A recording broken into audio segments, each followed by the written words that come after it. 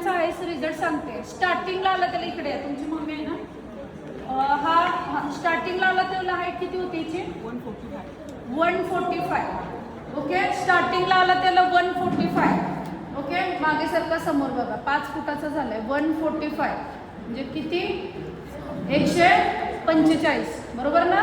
बरोबर आहे की नाही? 1 2 3 4 5 6 7 8 8 सेंटीमीटरचा हायेस्ट रिझल्ट आहे. 1 महिना गॅप आहे. 1 महिना गॅप पडलाय. साधारण तुम्ही मम्मीना तुमच्या कुठे लागत होता जरा सांगा, थोडंसं जाखायला इकडे. तुमच्या कुठे आधी लागत होता? आधी इकडे होता. हा, आता मम्मीच्या पूर्णपणे खाली 8 सेंटीमीटरचा रिझल्ट आहे. म्हणजे पुण्यामध्ये एवढे छान रिझल्ट आहेत ना मॅडम. 8 सेंटीमीटरचा रिझल्ट मान्य तुम्हाला? त्याच्यात चेंजेस आहेत? तुम्ही कोल्हापूरला आला होता? नाही, फर्स्ट टाइम तुम्ही इथे फर्स्ट टाइम इथे आला. मी चौथ्यांदा पुण्यात आले. 3 महिन्याच्या कोर्समध्ये 8 सेंटीमीटर वाढू शकते. नव्हती वाढत. Yes. जेव्हा नव्हती वाढत. आधी खूप ट्रीटमेंट घेतली कुठे? एका ठिकाणी आम्ही घेतली पण आम्हाला फरक नाही पडला. येस. खर्च साधारण खूप याच्यापेक्षा जास्त होता.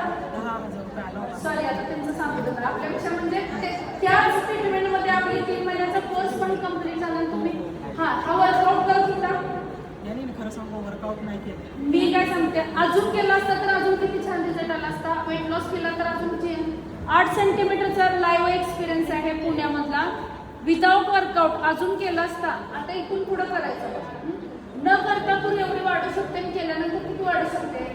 किती छान आहे की नाही सांगा. ओके, आणि औषध पण त्यांनी एवढं जे सांगितलं ना टाइमशीर नाही केलं. असू दे, सगळेजण असेच करते. फोटो काढायला